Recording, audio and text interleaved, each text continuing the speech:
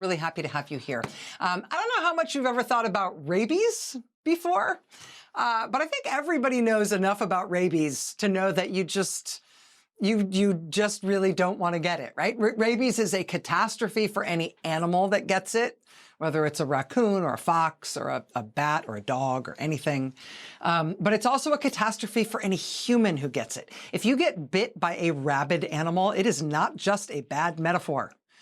Rabies will almost always kill you. It will kill any human who contracts it if that person does not get it treated quickly enough.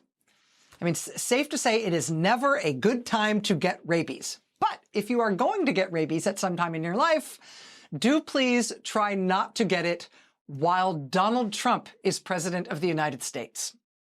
Because in his infinite wisdom, among all of the other things he has done as president of the United States, Donald Trump has now, for some reason, broken the United States government to the extent that we're no longer doing rabies testing for the country anymore in the federal government. There are some state public health labs that can do some rabies testing of various kinds, but it's the federal government, it's the CDC. It has always been the CDC that is the gold standard lab for this kind of thing. It is the CDC that confirms rabies infections. It's the CDC that tracks them nationwide. I remember we had a big outbreak of rabies nationwide last year. It was the CDC's tracking data that showed that. It's the CDC that does all the high-end and complicated testing around terrible and rare diseases like rabies. And you can still see some of that legacy today of what the United States used to be capable of before Donald Trump took a wrecking ball to even this part of the U.S. government. If you go to the CDC website on rabies today, there's like, CDC rabies page. It's a very, straightforward thing. And there's like public facing parts of it. An animal just bit me. What should I do? But this isn't, ChatGPT or Google or WebMD. This is the CDC. And so the CDC not only has regular public-facing information about rabies, it also has specific information, quote, for professionals, for laboratory professionals, specific information and instructions about specimen packing and shipping, how to properly and safely collect and ship rabies specimens to the CDC, how you package your specimen and what exact thing you send to the CDC according to these packaging guidelines. It all depends on what exact kind of rabies testing the CDC is going to be doing on the specimen you're sending them, right? I mean, they are the nation's lab for this stuff and for every other complicated and terrifying and rare virus or pathogen that you've never heard of. But now, thanks to Donald Trump, if you're a health professional who goes to the CDC's rabies page because you need to, and you click through to find out how you need to package and send in your specimens to get, say, your human rabies antibody titer, if you click through to that, what you will find today is that you get an error message. Attention, this test order is unavailable until further notice.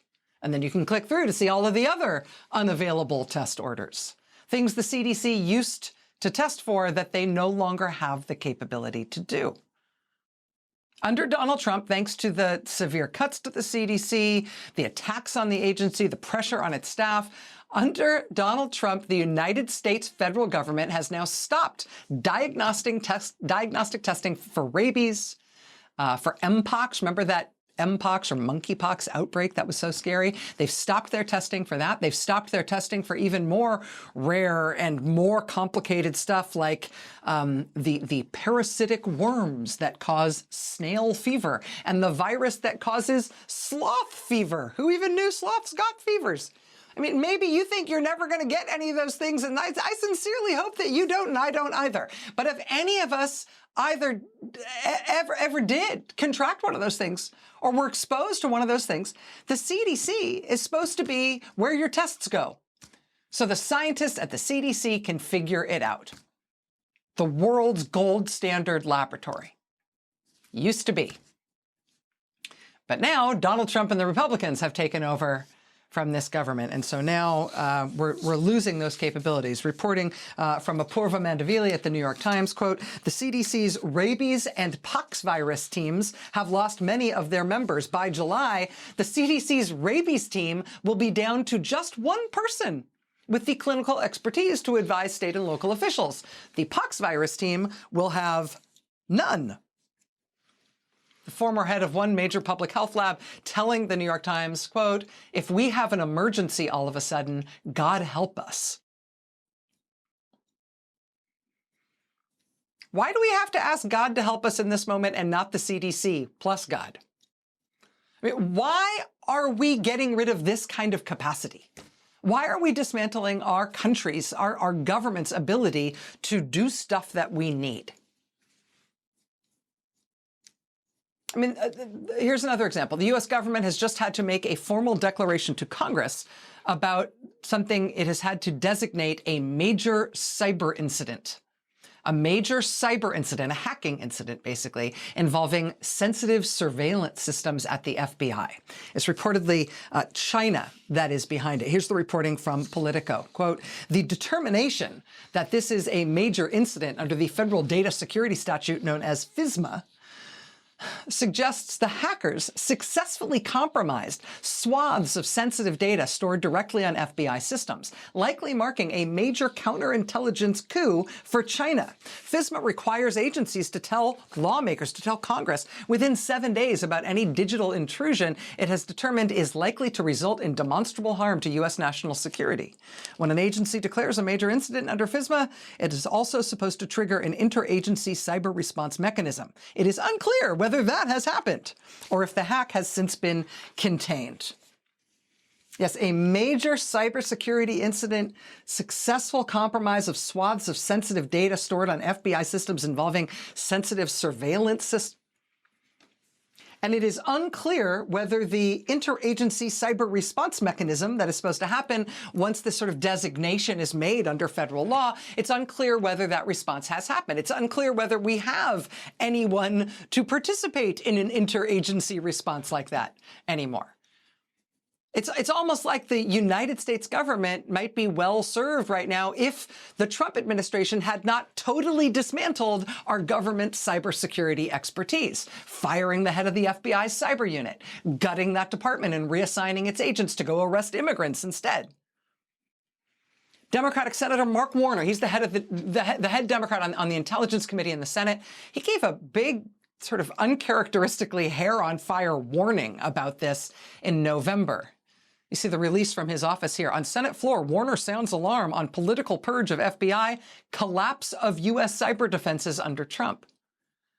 In that speech, he warned that more than a third of CISA, the Cybersecurity and Infrastructure Security Agency, had been fired or pushed out. The administration had removed the leadership of the NSA and the Defense Intelligence Agency and had left U.S. Cyber Command without a permanent commander and had disbanded the Foreign Influence Task Force, completely collapsing our U.S. cyber defenses. Why do that? And so now, yes, FBI Director Kash Patel, fresh off his personal Gmail account being hacked by Iran, so we all got to see his weird personal photo album of him doing strange things with cigars. Yeah, Kash Patel's right personally in the middle of all of this. Hey, maybe we shouldn't have dismantled all of our cyber expertise as a government, and why did we do that anyway? Oh, and when it comes to foreign influence campaigns, also mentioned there by Senator Warner, foreign influence campaigns and foreign disinformation campaigns, again, hey, you know, maybe it turns out we shouldn't have dismantled our country's capabilities for fighting that kind of stuff. Quote, the Trump administration is scrambling to respond to a global information war with adversaries like Russia, China, and Iran. Administration officials appear increasingly worried that a growing number of anti-American narratives are taking root worldwide. The State Department has now ordered every American embassy and consulate to do more to push back against foreign influence campaigns, warning that they are fueling hostility toward U.S. security interests. The push amounts to a stark reversal for the Trump administration over false and deceptive content from foreign governments and others online. After taking office in January 2025, Trump administration officials dismantled government departments dedicated to fighting foreign influence operations. Those targeted included teams of disinformation experts at the FBI, the Office of the Director of National Intelligence, and the State Department, whose Global Engagement Center had exposed numerous covert disinformation efforts, including ones by Russia and China. But when Trump got back to the White House, he shut that down. They shut down the center, the Global Engagement Center at the State Department, and all of the other disinformation experts all over the federal government, eliminating that capability from America's national security arsenal. And now, apparently, they're realizing, oops, maybe we needed that. Maybe we actually needed that capability we used to have to compete with and defeat foreign disinformation campaigns. So they're advising U.S. embassies around the globe to try to stand something like that up really soon. Turns out we're really hurting without it. Maybe you shouldn't have gotten rid of it. Maybe the United States actually needed also our cybersecurity expertise. Maybe those scientists who worked in the rabies lab at the CDC, maybe they actually did something we might need to be able to do as a country. Maybe we shouldn't have gotten rid of that either.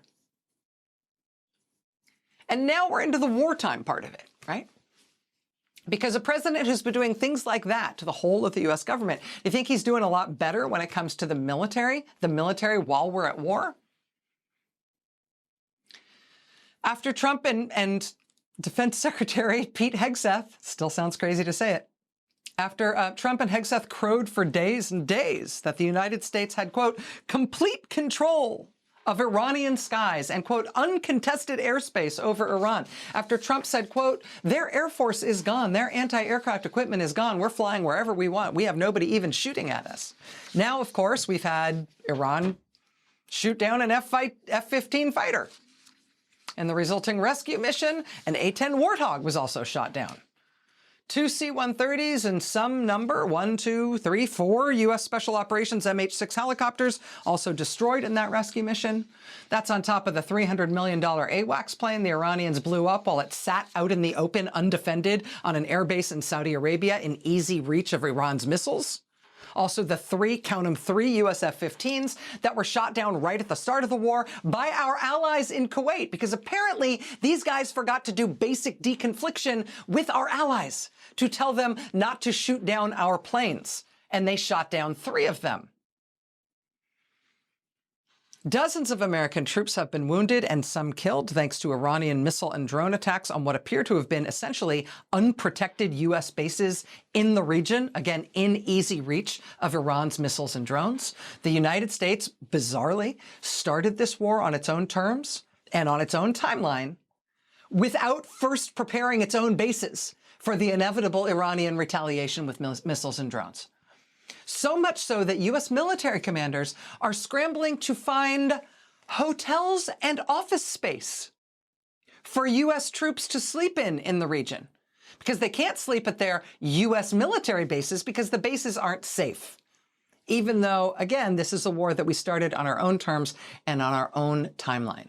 Nevertheless, someone forgot to harden the targets at all the places where tens of thousands of U.S. military personnel are stationed, again, within easy and obvious reach of Iran's weapons. While the president keeps saying, oh, don't worry, they can't fight back. They have no capability. They have no anti-aircraft equipment. Quote, we literally have planes flying over Tehran and other parts of their country, and they can't do a thing about it. He keeps saying these things while U.S. planes keep going down. It's not at all clear that he understands why that is, or that there is a contradiction between those two fact patterns. The one he's asserting about Iran's capabilities and the one Iran is demonstrating in the sky. Trump gave Tehran a deadline to open the Strait of Hormuz on March 23rd, or he said he would obliterate them. Then that deadline came and went. Then the deadline became April 6th, that's today. Then over the weekend, the deadline became tomorrow. April 7th. There's no explanation why from the president as to why these supposed deadlines keep changing. But honestly, there's no indication from the president that he necessarily understands that it is important that he keeps constantly changing these deadlines. I mean, does he fully understand that that's what he's doing?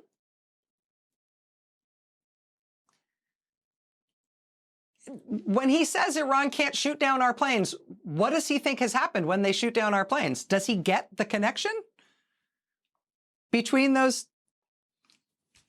I mean, it's one thing to think about the commander-in-chief maybe not being all there, right? Rambling, swearing, jumbled thoughts, changing deadlines, no explanation for what the war is for, no seeming understanding of what's happening in the war. But then beyond that, beyond his apparent incapacity to explain, let alone manage what's happening, on top of that, there's what he's simultaneously doing to the U.S. military, which has a little whiff of what he's done to the rabies lab at the CDC. I mean, the Fox News weekend host Trump put in charge at the Defense Department just chose to fire the Army Chief of Staff, the top general in the Army, right in the middle of this war that we are not winning. He also fired the head of the Army Training Command and the Army's top chaplain for some reason.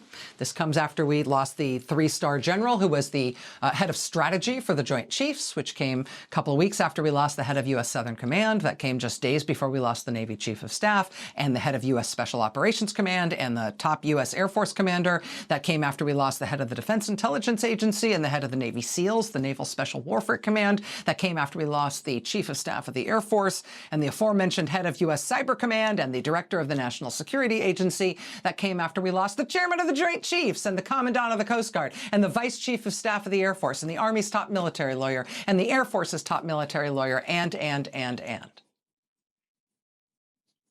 of course, there's been a benefit to all this top leadership in the Pentagon being fired or being pushed out by Pete Hegseth. And the benefit, of course, is that Trump cabinet members can then take their houses. They've all decided to move into U.S. military housing. So you fire the generals and the commandants and stuff, at least you can take their house. So there's that. That's good for America. The strategic and even cognitive incoherence of the president and the defense secretary, those top civilian officials in charge of the military, those are worrying things, right? Less worrying, thankfully, when we can count on a professional, excellent, non-political, meritocratic military. Right? If you can have lousy civilian leadership to an extent, if you can count on an excellent professional military to know what to do and to do it well despite bad leadership. But in this case, our country is simultaneously taking these wild swings directed by Donald Trump and Pete Hegseth with no apparent foresight about what kinds of consequences those swings will bring, while also Trump and Hegseth are fundamentally destabilizing the U.S. military itself,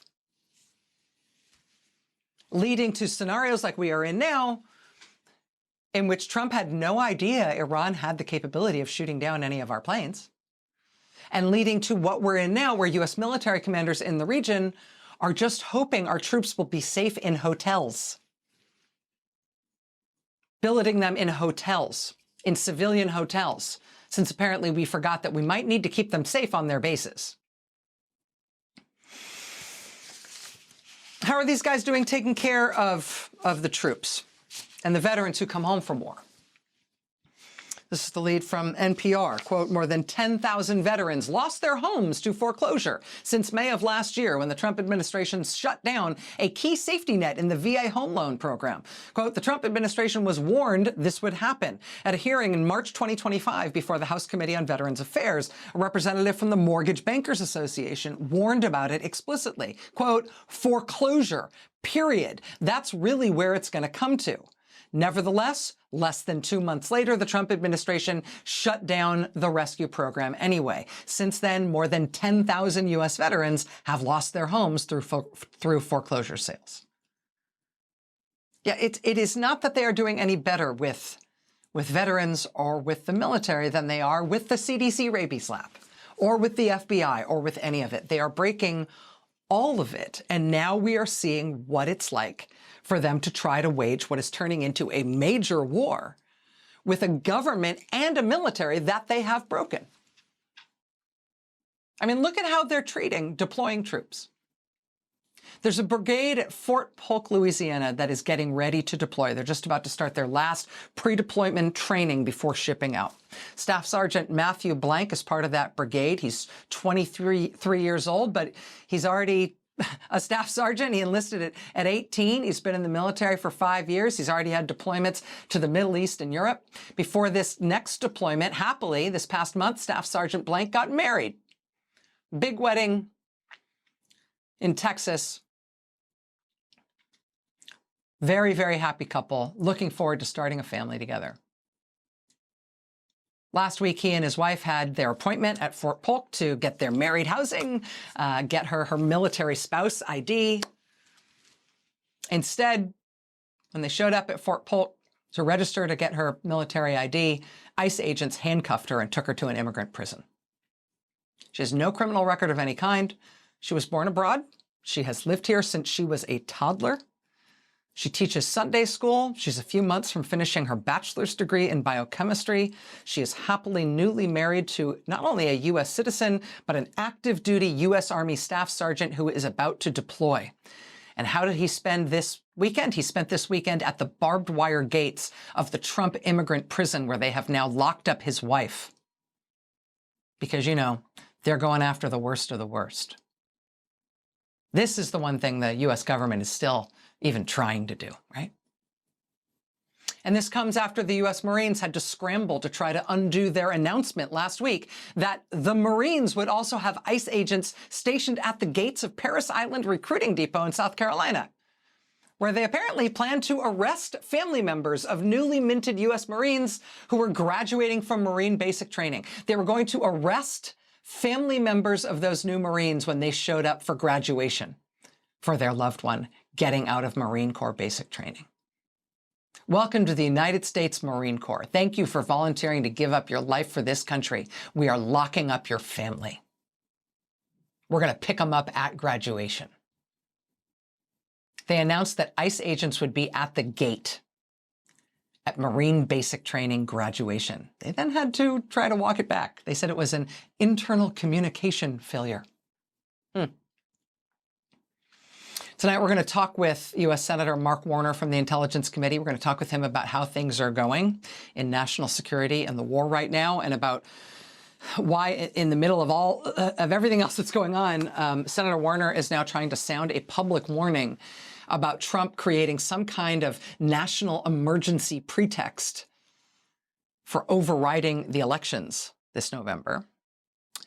We're also going to go to Hagerstown, Maryland tonight, where one of the scrappiest campaigns in the country is underway. They are giving a clinic in Hagerstown, Maryland, on how to slow down, how to problematize, how to just make it as difficult as possible for Trump to try to open up one of his gigantic new prison camps to hold people without trial. You might have seen the headlines from this past week about the Trump administration pausing, the Trump administration slowing down its plans, maybe no longer rushing ahead with these plans to build these massive Trump prison camps all over the country, 2 and 3 times the size of the largest federal prisons that we have. For the people all over the country who have been trying to stop these huge warehouse prisons from being built in their communities, this news about the Trump administration reportedly backing off their plan, backing off this plan to give Trump a huge new network of prison camps to fill. This news that they may be pausing or slowing down this plan is obviously welcome. I think it's also not totally unexpected, given how much effective, scrappy resistance there has been in every community where Trump has tried to stick one of these things.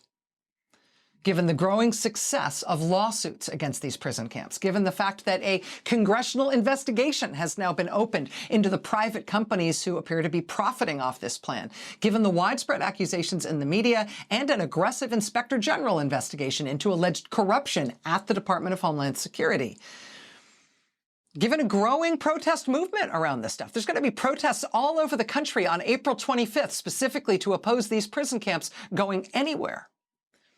In Hagerstown, Maryland, where there have been protests against the prison camp plan for there every single week for months, where local activists in Hagerstown have used public records requests and have obtained drone footage of the site where they're planning to put the prison, where these local activists have figured out all the permitting requirements that DHS has blown through in trying to get this thing open, where they've had doctors document how the facility is going to overwhelm the local health system, where they've built a Signal group chat of hundreds of people willing to respond at a moment's notice to the latest deprivation, to the latest news on this would-be Trump prison camp in Hagerstown. In Hagerstown, this model of super scrappy resistance to the single worst idea the Trump administration has tried to implement. In that town, they have responded to this news that they're pausing these prison camps, they're slowing down their plans. In Hagerstown, they have responded by doubling down themselves. The founder of Hagerstown Rapid Response saying today, quote, "This is the moment to increase pressure, not reduce it. The danger right now is complacency." And that is the mark of a scrappy movement that is likely to win its fight. That local activist is going to join us tonight from Hagerstown. Senator Mark Warner is going to join us tonight. We got lots to get to. Stay with us.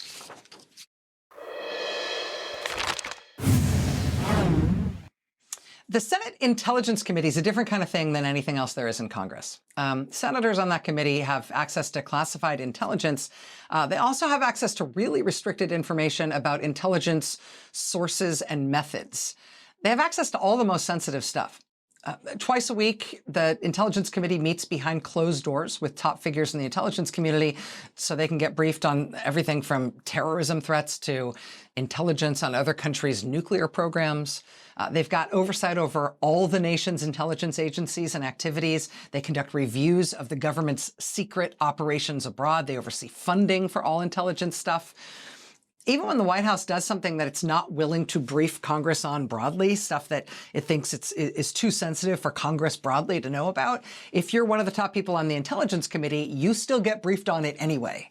It's just a qualitatively different kind of job, a really, really, really, really important job with a ton of responsibility. Senator Mark Warner of Virginia has served on the Intelligence Committee for 14 years. He's been the top Democrat on intelligence for nearly a decade. And that has put him at the forefront of a lot of really intense matters of national security and international intrigue. And that is why it is striking to see somebody like Senator Mark Warner now come out in the middle of this war and send a flag up a very different pole. This is the warning that Senator Warner has just hoisted. Quote, "Trump is trying to override our voting system." Quote, "Foreign interference is no longer the most pressing danger to our elections. It's increasingly evident that the greatest threat now comes from inside our own government. For months, President Trump has made his intentions clear. He's called for the federal government to take over elections, impose national rules, and override state authority. Now we're beginning to see how he may plan to do this. Allies of Trump's working in coordination with people close to the White House have circulated a draft executive order that would declare a national emergency based on false claims of foreign interference in the 2020 election. That declaration would be used to unlock sweeping presidential powers over how Americans vote. The proposal would allow the federal government to bar widely used voting methods, including mail. It would force Americans to re-register to vote on short notice. It would require proof of citizenship. It would insert federal agencies into the voter verification process in novel ways. It would attempt to override the constitutional role of states in administering elections." Senator Warner says, quote, "There is no legitimate basis for such an emergency. That is not the point. The point is that the Trump administration could manufacture an impression of an emergency, creating a pretext for intervention." Joining us now is Senator Mark Warner, the top Democrat on the Senate Intelligence Committee. Senator, I'm really pleased to have you with us tonight. Thank you very much for making the time. Thank you, Rachel. I'm struck by, as I said, you sort of hoisting this warning right now in the middle of so many overlapping crises that we are having, including the multiple crises surrounding this war in Iran. What is the sense of urgency that you have about raising this alarm right now? Well, first of all, Rachel, I wish I could rebut what you said about the cybersecurity threats, the war, or the detention centers. But you are right on all of those. A year ago, people would say to me, hey, Senator, do you think there's going to be free elections in 26 and 28? And I kind of blew it off. A year later, I am terrified that this administration is going to try to create some incident that can allow federal intervention. You know, we've seen the president already say, you know, he wants the feds to take over, or Republicans to take over elections. We've heard his former Secretary of National Homeland Security say we want the right people to vote for the right people. We have seen, you know, this executive order that came out the day I put out this warning saying he wanted all the states to turn over their voter files to his DHS secret formula that would screen who could be an appropriate voter. Totally absurd. But I am terrified because these policies are so unpopular that this crowd may try to do anything, including intervening in our election with federal forces, troops at the ballot, or disinformation that could actually be catastrophic. Because if we get off the notion of a free and fair election, I don't know how we ever return to that. One of the reasons I wanted to talk to you about this is because of your intimate knowledge about the oversight of intelligence matters. And it really does seem like there's a prospect here, particularly with what Tulsi Gabbard has been doing and the other ways they've been talking about intelligence matters in relation to the election. It does seem possible that they're going to cite some form of bogus intelligence about some sort of threat, about some sort of pretextual emergency that allows them to take over elections in some extraordinary way. If they misuse intelligence, if they make up some phony, bogus intelligence threat or misconstrue deliberately misconstrue some piece of intelligence to make that kind of a claim, does the structure of oversight in the intelligence community allow for anybody who knows that it's bogus to actually blow the whistle, to actually say, hey, we know this isn't right? I would hope so. And I believe at the outset, you know, Tulsi Gabbard, who has no role in domestic activities, was down in Fulton County, Georgia, when they seized those ballots. Tulsi Gabbard, who was supposed to be looking at foreign interference, seized voting machines in Puerto Rico illegally, I believe. For the first time in 10 years, this administration has not acknowledged any foreign influence threat, even though they're out there. So the idea they would pick some threat, real or conceived, to use as an excuse, I think we have to be very conscious of. So I've been trying to meet with former military leaders, intelligence leaders, law enforcement, just to say, you know, if you see something that comes out that's a crock, speak up and rebut. And the press, frankly, needs to do it as well. This is about the heart of our democracy, whether it's going to be free and fair elections. If we don't stand up for that, and my fear is, as somebody who has been criticized by you many times for being way too bipartisan, but I've lost a lot of faith that my Republican partners in the Senate will stand up for our basic fair voting and democracy. Senator Mark Warner, the top Democrat on the Senate Intelligence Committee. Sir, I know cable news interviews aren't your favorite thing to do in the world, and I know that I've given you, my share of criticism over the years. But I always appreciate you being willing to be here and the way you're so candid about stuff like this. Thank you so much for being here, sir. Thank you, Rachel. Thank you for speaking out. All right, more news ahead here tonight. Stay with us.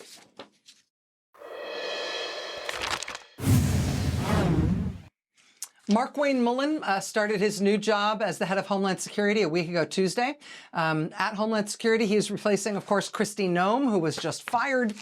Within 1 week of Secretary Mullen taking the oath, this was the big news headline, quote, DHS pauses plans to buy warehouses for immigrant detention. Oh, maybe that's off. Democrats in the House and Senate had opened a new investigation into this huge $38 billion plan to build giant ICE prisons all around the country. They're demanding information from contractors and real estate companies involved in this expensive plan to give Trump a big new network of massive prison camps to hold people without trial.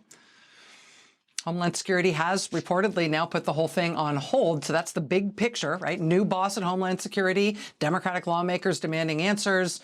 DHS puts the plan for ICE prisons on hold. That's the big picture.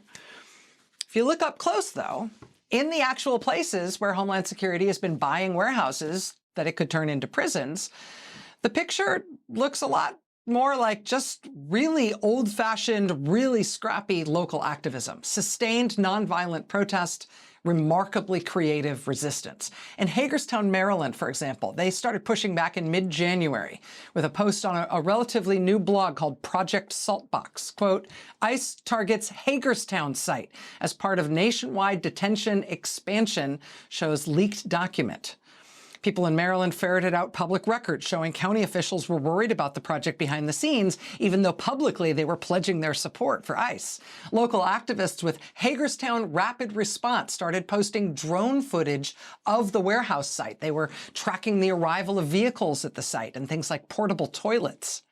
Hagerstown Rapid Response got dozens of doctors on board for an open letter about how this proposed huge ICE prison would overwhelm the already strained local health system. They started protesting at the county commissioners' meetings. Then they started doing it every week. They joined with a statewide pressure group called the Maryland Coalition to Stop the Camps. For No Kings Day last month, that coalition got people from all over the state of Maryland to protest there in Hagerstown. On No Kings Day, their banner in Hagerstown was No Kings, No Camps. No ICE prison in Hagerstown. They put pressure on companies that listed job openings about potential jobs at the facility. One Hagerstown Rapid Response member told a reporter, quote, this ICE warehouse is not an abstract policy debate. It's a concrete threat to our neighborhoods, our infrastructure, and the people who live here in Washington County, Maryland. All of this hustle, the protests, the drone footage, the documents, the letter from the doctors, all of this hustle in what really is a pretty Republican part of blue state Maryland. The work of these local activists in Hagerstown has now been incorporated into a lawsuit by the state that's trying to stop the Hagerstown facility and another one they want to build elsewhere in Maryland. And now, after months of effort like that at the local level, there are these headlines about the programs potentially stopping nationwide, and specific headlines saying Homeland Security is reconsidering the scope of that Hagerstown ICE prison. Reconsidering the scale of it, saying, oh, the conversion of it to a prison is not imminent after all. I'll tell you, nobody in Hagerstown is declaring victory over this, but boy, have they thrown a lot of sand in the gears in a way that has had some signal success in Hagerstown, Maryland, and that may help at least show the way in stopping this whole project for the whole damn country. Joining us now is Patrick Datilio. He's founder of Hagerstown Rapid Response with 550 members on its Signal chat, watching for alerts as we speak. Patrick, thank you very much for talking to us. Thank you for joining us here tonight. Thank you for having us here. So I know that you guys put out a post today saying, don't be fooled, the Hagerstown ICE Detention Center isn't canceled. You're saying the danger now is complacency and now's the time to really put the pressure on. Tell me a little bit more about your thinking about that and how you're viewing these recent developments. Sure, absolutely. The warehouse is still being actively developed. The DHS, in their response to the AG's lawsuit, specifically said that they are working on the fixes to the roof, HVAC system, and looking to add a perimeter fence around this site. So while they say that they're pausing, they're still actively working on the warehouse. What are you asking people in Maryland and in Hagerstown specifically to do at this point? Tell me about what your continuing efforts to try to oppose this, to try to stop this thing look like from here on out. Sure. From here on out, we have a 550-person Signal chat that is growing every single day. We're continuing to protest every single week out against our county commissioners who have really rolled out the red carpet for DHS, despite all of our protesting and fight. But we're really on the front lines, and we're looking to have people take either the same sort of effort that we started here and take it to where their camps are being created, or to take a step over to nokingsnocamps.com, where we're putting pressure on our the job sites that are profiting off of the camps. Patrick, in terms of thinking about the people all over the country who are watching this right now and who are thinking about this as sort of, I think in a lot of people's eyes, one of the scariest things that Trump is proposing or Trump is trying to do with the federal government, building himself a huge network of massive prison camps to hold people without trial indefinitely. I mean, it really has very, very dark implications what he's doing. I think people looking at what you've done in Hagerstown, looking at what these headlines about a potential national pause, it seems like there's some lessons there in terms of ways to oppose these things, ways to be effective, ways to get people involved in something that might otherwise feel like a done deal. Do you feel like you have any of those lessons learned to share with people who are fighting things like this in their community or worried that they might have one of these facilities come there? Definitely. I think doing something as simple as what I did, creating a Signal group, everybody has a phone in their pocket. It takes a minute to download Signal and create a new group and invite a friend or neighbor, family member, really anyone who shares your values.